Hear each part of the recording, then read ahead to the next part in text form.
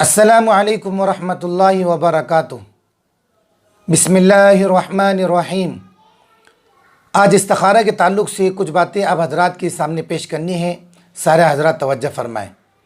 استخارہ کتنا ضروری ہے، استخارہ کتنا اہم ہے۔ نبی کریم صلی اللہ علیہ وسلم صحابہ کرام کو استخارہ اس طرح سکھاتے تھے جس طریقے سے قرآن شریف کی آیتیں سکھاتے ہیں۔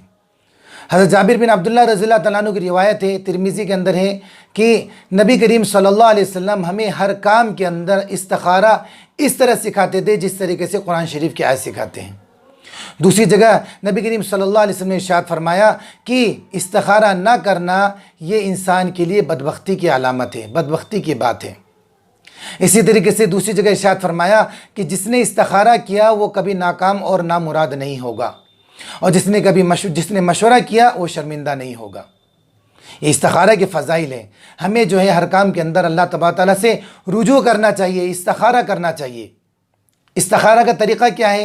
استخارہ کا ایک طریقہ تو وہ ہے جو اللہ تبارک تعالیٰ نے اپنے محبوب کو سکھایا، اور پیارے محبوب صلی اللہ علیہ وسلم اپنی امت کو سکھا کر گئے، ایک دم آسان، ایک دم ایزی۔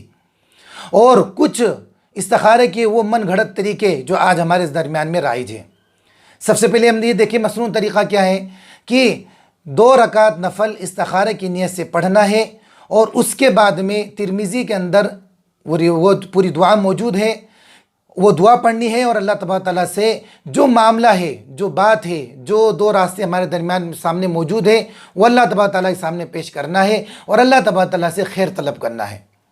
وہ اسکرین پر وہ دعا بھی چل رہی ہے، اللہم انی استخیرک بعلمک واستقدرک بقدرتک واسألک من فضلک العظیم فإنک تقدر ولا اقدر وتعلم ولا اعلم وانت علام الغیوب اللہم ان کنت تعلم ان هذا الامر خیر لی فی دینی ومعیشتی وعاقبت امری وعاجلہ وآجلہ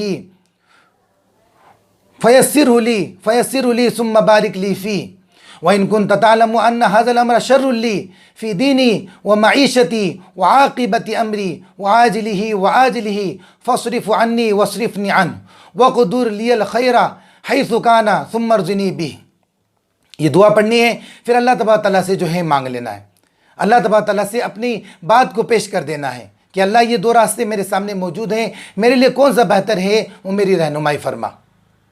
بہت سی مرتبہ جو ہے کسی جانب ایک دل جو ہے زیادہ راضی ہو جاتا ہے، ورنہ صرف ہم نے استخارہ کر لیا بس یہ کافی ہے۔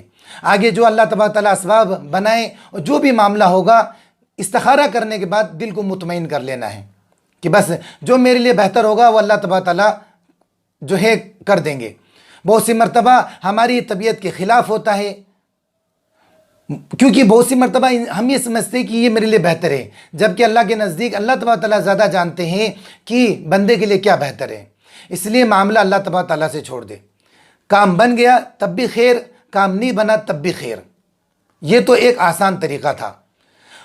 اور من گھڑت طریقے کہ ایک سورت ایک نماز 2 رکعت نماز پڑھنی ہے، اس کے اندر سورہ فاتحہ اتنی مرتبہ پڑھنا، سورت اتنی مرتبہ پڑھنا، یہ ایک طریقے سے سنت کے خلاف ہوا، اور ایک طریقے سے نماز کے ساتھ بھی کھلواڑ ہوا۔ اور آگے جو سنت طریقہ ہے اس کے اندر بھی اور لوگوں نے جو ہے اپنی جو ہے باتیں بڑھا دی کہ 2 رکعت نفل پڑھنے کے بعد استخارہ کرنے کے بعد کسی سے باتیں مت کرنا، اور سونا ضروری ہے، سوئیں گے نہیں تو استخارہ نہیں ہوگا۔ قبلے کی طرف رخ کر کے سونا، داہنی کروٹ سونا، اور خواب کے اندر کچھ نظر آئے گا، سفید نظر آئے تو ہاں اور لال نظر آئے تو غلط، کوئی بزرگ خواب کے اندر آئے گا۔ یہ ساری باتیں ایسی ہے یا تو کسی نے کتابوں میں لکھ دی ہیں جس کا شریعت سے، احادیث سے، قرآن سے کوئی لینا دینا نہیں۔ یہی وجہ ہوئی کہ پھر ہم نے جو ہے استخارہ والے عمل کو چھوڑ دیا۔ اتنا بڑا عمل کہ جس کے بارے میں صحابی رسول فرما رہے ہیں کہ نبی کریم صلی اللہ علیہ وسلم ہمیں ہر کام کے اندر استخارہ اس طریقے سے سکھاتے تھے جس طریقے سے قرآن شریف کی آیت سکھا رہے ہیں۔ تو استخارہ تو ایک دم آسان کام ہے کہ 2 رکعت، کوئی وقت متعین نہیں، کسی بھی وقت جو ہے ہم جو ہے استخارہ کی 2 رکعت نفل پڑھ کے اور دعا مانگ کر کے استخارہ کر سکتے ہیں۔ کوئی وقت متعین نہیں، کوئی طریقہ جو آج ہمارے درمیان میں رائج ہے وہ ساری چیز جو ہے احادیث اور قرآن کے خلاف ہے۔ ہمیں ان تمام طریقوں کو چھوڑنا ہے۔ دوسری بات یہ ہے کہ کسی اور سے استخارہ کروانا، یہ بھی کسی حدیث سے ثابت نہیں ہے، بلکہ حدیث کے اندر تو یہ ہے کہ جس کو کام پڑا ہے وہ استخارہ کرے۔ آج ہمارے درمیان یہ طریقہ بھی رائج ہے کہ کسی اور سے استخارہ کرواتے ہیں، یہ طریقہ بھی غلط ہے۔ بس اس استخارہ کا جو آسان طریقہ ہے وہ ہم طریقہ اختیار کریں اور اللہ تبارک تعالیٰ سے رجوع ہو، اللہ تبارک تعالیٰ سے جو ہے ہر معاملے کے اندر اللہ تبارک تعالیٰ سے مانگے، اللہ تبارک تعالیٰ سے خیر طلب کرے۔ اور یہ استخارہ کا جو طریقہ ہے وہ وقت ہے جب ہمارے درمیان میں ہمارے پاس وقت ہے، ہمارے پاس مہلت ہے کہ 2 رکعت نماز پڑھ کر کے اور جو ہے یہ دعا پڑھ کر کے اللہ تبارک تعالیٰ سے مانگے۔